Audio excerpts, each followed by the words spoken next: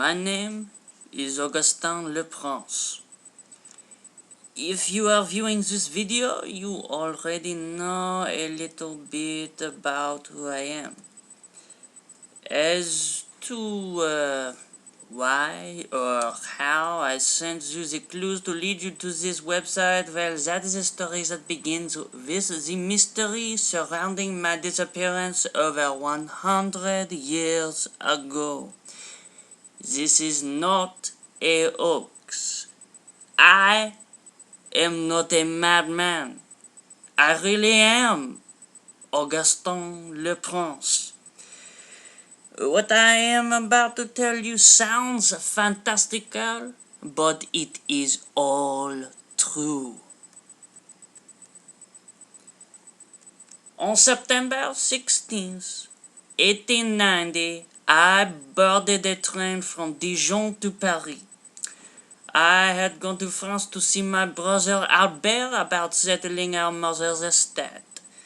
The proceedings had been dragging on for almost 2 years at that point, and I suspected that Albert was deliberately delaying them to avoid having to pay me my share of the inheritance.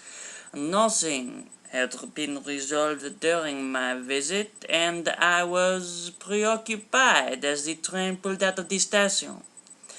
I was angry with Albert and anxious about the money which I was desperately needed to finance the rest of the work on what I believed would prove to be my greatest invention. A single lens moving picture camera. That camera had been my obsession for almost a decade, ever since I first saw the solution to the problem of how to mechanically record and project moving images. It was a technological problem scores of engineers and inventors were working on both sides of the Atlantic. The Lumiere brothers in France, Oscar Mester in Germany, William Fries Green and Britt Eckers in England, and me. All of us racing to complete our prototypes and secure patents for them under the shadow of Thomas Edison, who, in a move typical of his greed and unscrupulousness, had filed a patent on the idea of a moving picture camera the minute he got wind of our work, even though his own lab had not yet even begun to design a model of their own. But I had done it. My idea had proven successful after years of trial and error, and now I was ready to unveil it to the world. I had done most of the work in secret, keeping even my assistants in the dark about what we were building until I was ready to test my camera, dodging Edison's spies at every turn. My wife alternately teased and despaired over what she saw as my paranoia, but as my work progressed, there were suspicious men loitering outside my workshop in New York, trying to get familiar with my assistants, asking questions about what we were designing. Edison's business tactics were notorious in those days. It was well known that he had cheated collaborators and that he had blatantly stolen not just my ideas, but designs, schematics, even pieces of technology. Also, he could be the first to claim a new invention, to take the credit, and what was most important to him, to reap the profits. He had spies everywhere. There were rumors he had also hired dogs to threaten competitors. Possibly worse. I was pretty sure he was behind the seemingly causal inquiries into my experiments on the part of the strangers on the street. And so finally, in 1866, alarmed at the prospects of having my work compromised, I went to England to father-in-law in Leeds, who had offered me space in his foundry to continue my experiments. I hated to leave my wife and children behind in New York, but I thought I would be safer in Leeds, that I would be able to better keep my work hidden an ocean away from Edison. And 2 years later, in 1888, I made the breakthrough that would change everything. My design worked! I tested the camera, filming my in-laws in their garden as well as my son Adolphe. Then a second test, filming traffic crossing the Leeds Bridge. I was able to capture the images flawlessly, but projection remained a problem. And so I went back to work, and what had started out as a brief sojourn in England to complete the prototype stretched into 4 years before both camera and projector were perfected. But at last, it was done. C'est fin. And on the train journey that day in September 1890, I was planning my next move.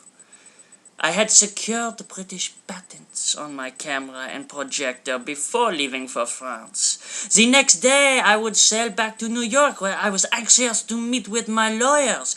There had been problems with the US patents. First denials without cause, and then inexplicable requests for clarification on various parts of the application, all of which I suspected Edison was behind.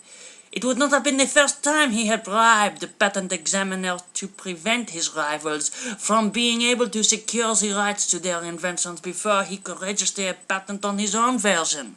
I needed to get back to New York to get the US patent secured so that I could finally share my breakthrough with the world. It was this that I was thinking of as the train headed for Paris, and so I didn't notice the man glancing furtively into my compartment until the third time he passed by.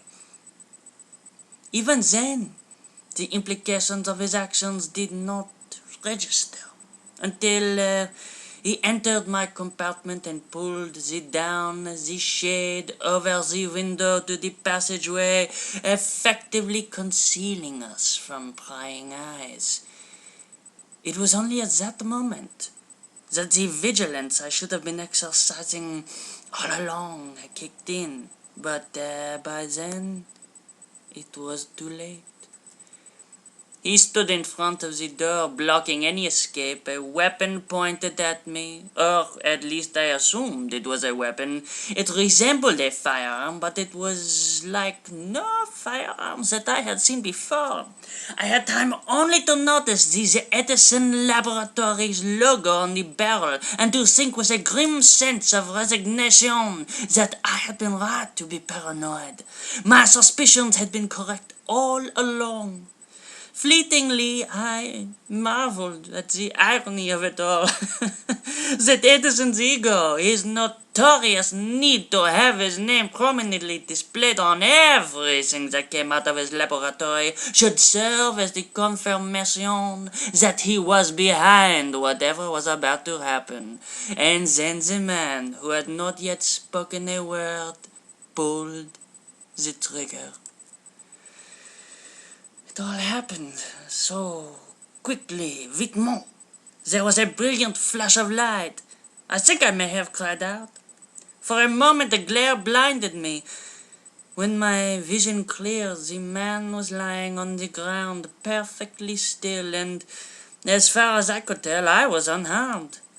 My mind went into overdrive. I didn't know what to do. I had suspected Edison would try to steal my work, but assassination? Had he really just sent someone to kill me? How had I survived? Had the firearm malfunctioned? Je ne sais pas. Gingerly, I checked the man's pulse. He was mort, dead. I had to act quickly. It was clear to me that I needed to get off the train. Above all else, I needed to avoid discovery. Although truthfully, I was more concerned about Edison discovering I was still alive, that the police discovering the dead man in my compartment. I did the only thing I could think to do. I looked into the passageway. It was empty. My compartment was next to the door that led to the next rail car. I dragged the body into the vestibule between the cars and threw it off the train. Then I grabbed my valise and I waited.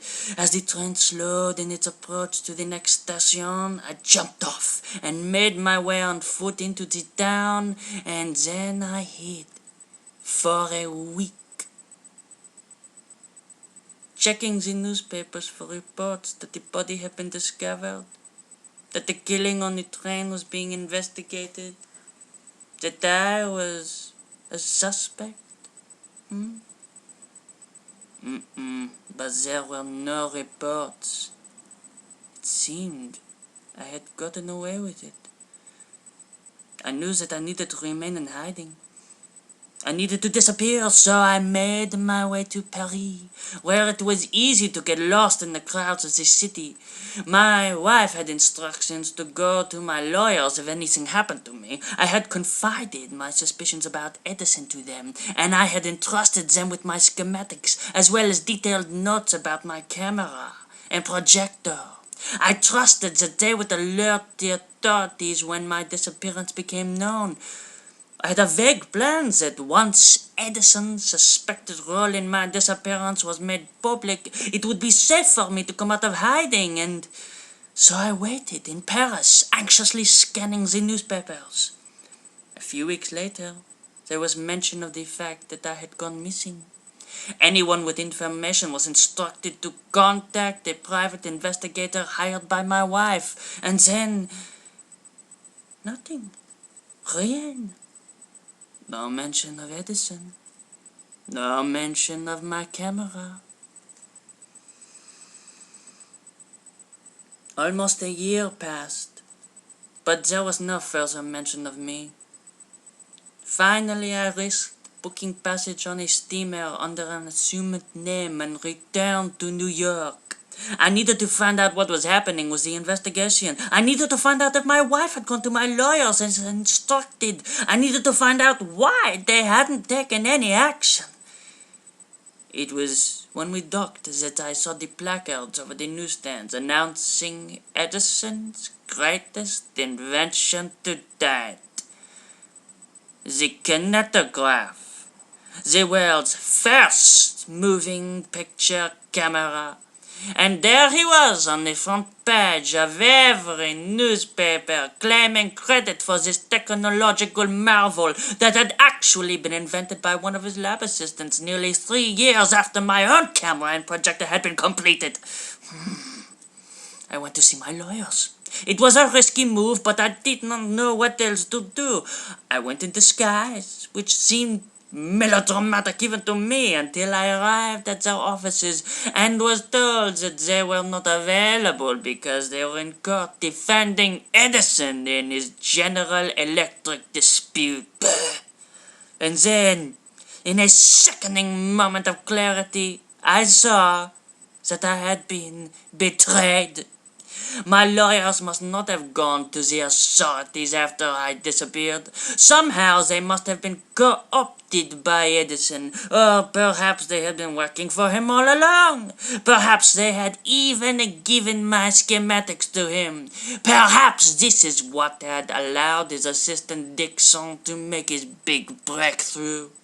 I wandered the streets for hours after that. I couldn't figure out what to do. I realized that if my suspicions about my lawyers were true, then if I came forward with the story of what happened on the train that day, Edison would likely ensure that I was charged with the death of the man he had sent to kill me. Who would believe my story anyway? I was heavily in debt because of the money I needed to finish my work on the camera. It would be so easy to claim I was trying to slander Edison for financial gain, that I was lying about my camera and everything else. I would probably go to jail. My family would be disgraced. I needed to disappear again. This time for good. It was the only way. And so I went back into hiding. I lived under an alias. I worked in anonymous jobs. I moved around quite a bit so as to avoid running into anyone who might recognize me. And as the years passed, I watched as the technology I had invented gave birth to a new form of popular entertainment. I watched as the movie industry formed. I watched as filmmaking techniques were developed and refined. I'm not sure how long it took before I realized that I wasn't aging. I can't remember when I first began to notice, although I do remember the terror I experienced when I first figured it out. I couldn't explain it. It was impossible, and yet it was undeniable that the time was passing. I remained exactly the same. Had it been the weapon on the train that day? The flash of light? Had it altered me in some way? There was no way to find out. I couldn't go to a doctor. Anyone who heard my story would surely think that I was mad. I would be confined to an asylum. It was around the same time that I noticed something else, though. And this was worse than the revelation about the sudden halt of my aging. As the years passed, and as Edison took every opportunity to promote himself as the inventor of motion pictures, I was forgotten.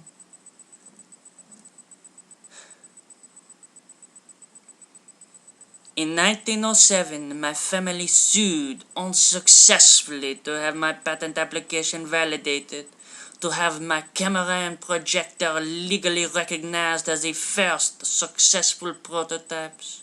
And for a while, newspaper, magazine stories documenting the early days of motion picture industry would mention my name along with the others whose work I had contributed to the technological breakthroughs that made movies possible. But as the years went by, Edison's became the only name that appeared in these accounts, until I was entirely erased from cinema history. And I wasn't the only one. I watched with a mixture of fascination and bitterness as movies evolved. I chronicled each new development, and I noticed that as the official cinema histories were compiled, there were many others whose work was marginalized or ignored in spite of how significant and ultimately how influential their contributions to American cinema had been. They became my cause, my new obsession. I wanted to give them the recognition they deserved, to ensure that they were not forgotten as I had been. I spent decades trying to find a way to do this. At first I wrote historical accounts that I tried to get published in popular magazines, in academic journals, even as books. But no one was interested in the work of an unknown amateur historian whose subject was directors and film movements no one had heard of. And then came the internet. The great technological marvel of the 21st century, which made it possible for people, anyone with a website or a blog, to share information around the world, tout le monde. As I began to understand the potential of this new technology held for bringing attention to the forgotten aspects of film history I had been trying for so long to publicize, I began putting together a plan for how to use the internet for those purposes. And finally, this year, I was ready to begin. I have spent the last few months reaching out to film students, looking for collaborators to aid me in making this information known. I have assembled teams to work on various topics, compiling data and designing web pages around this information. The best of those pages will be added to this website to become part of the archive that I am assembling. This is why I sent you the clues to lead you here. I want you to be one of my collaborators. Should you choose to accept, you need to gather together a team of 3 other colleagues that you can work with, and more importantly, that you can trust. It is imperative that this project remain a secret until I am ready to make this site public. Email the names of your team members to me at the email address I used to contact you initially. As soon as I receive that email, I will send you your first assignment. And remember, you must not say a word about this to anyone. Keep all of the work that you do for this website secret. You will hear from me again soon. Bonne chance, mes amis, my friends. Your work is appreciated by those of us who have been forgotten.